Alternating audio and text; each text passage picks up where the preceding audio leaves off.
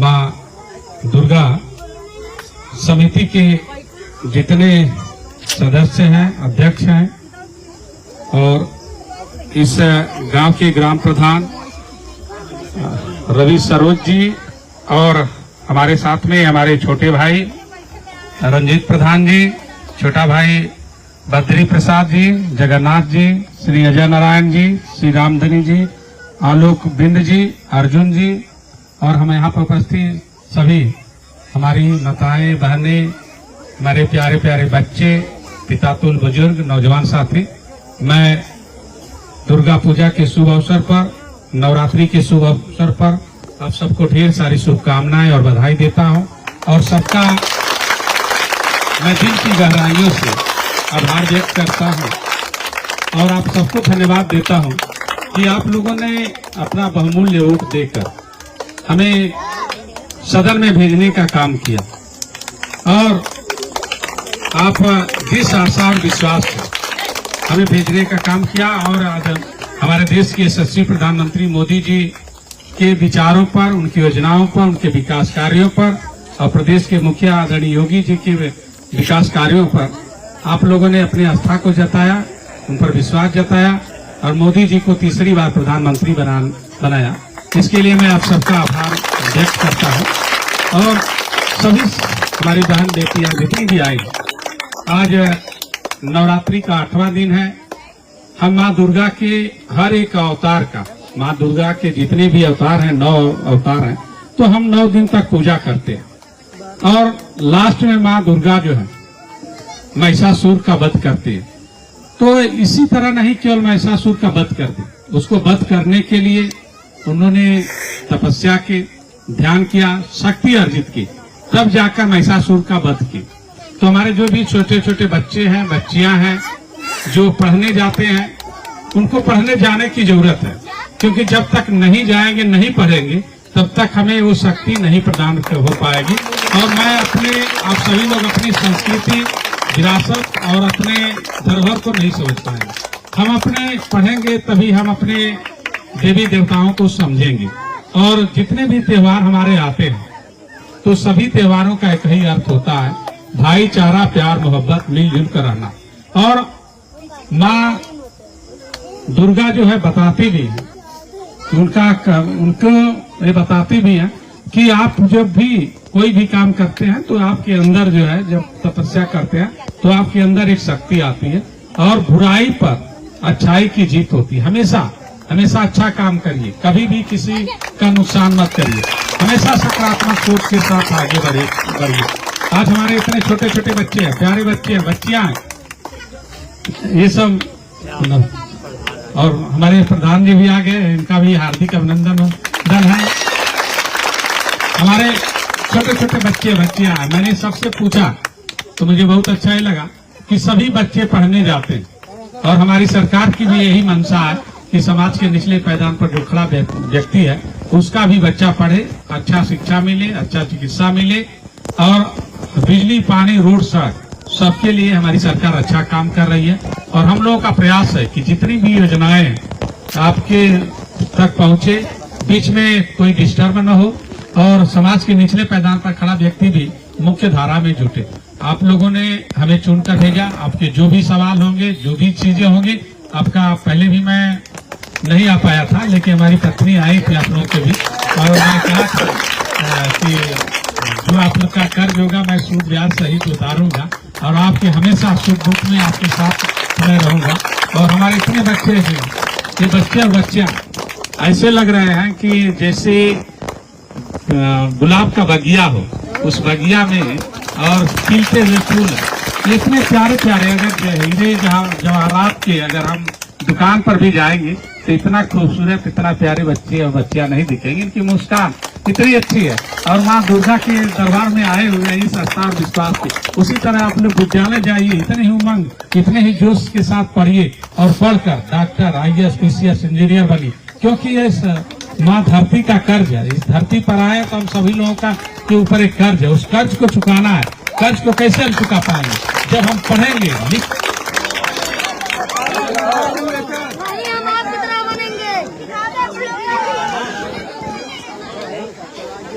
पढ़ेंगे तभी इस देश का, इस धरती माँ का कर्ज पा पाएंगे। हम लोग इतने पढ़ेंगे कि आगे जाएंगे। अपन हमारे ऊपर कर्ज उतारना है। हमें अपने राष्ट्र के प्रति, अपने देश के प्रति, अपने समाज के प्रति एक सकारात्मक सोच लाना है। अपने अंदर राष्ट्रभक्ति, देशभक्ति तभी आ पाएंगे जब हम पढ़े लिखेंगे और अपने भारत के संस्कृति और विरासत के बारे में जानेंगे। हम प्यारे प्यारे बच्चे मैं सबसे यही कहूँगा, मैं यही कहूँगा कि हमेशा आगे बढ़ने के लिए हमारे पास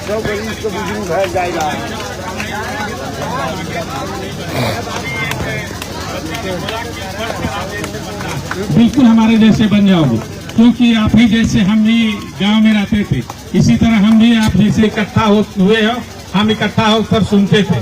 तो उस दिन मैं भी यही सोचकर सोचा था कि हम भी पढ़कर इसी तरह नेता लोग आए हुए थे, तो मैंने सोचा कि हम भी पढ़कर इसी तरह बनेंगे। तो जब तक हम नहीं पढ़ेंगे तब तक हम आगे नहीं बढ़ेंगे।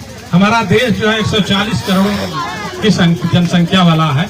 अब क्या खाते हैं, क्या पहनते हैं, क्या ओढ़ते हैं, कोई मतलब नहीं निकलता है। जब तक अगर आप पढ़े लिखेंगे नहीं तो गुमनाम की जिंदगी में खो जाएंगे। अगर मैं नहीं पढ़ा होता तो उस 140 करोड़ जनता के बीच में कहाँ खो गया होता, कोई पता नहीं होता।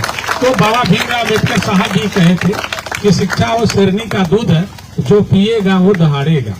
और अपने बच्चे के पढ़ाने के लिए एक वक्त की रोटी कम खाइए, लेकिन अपने बच्चे को जरूर पढ़ाइए।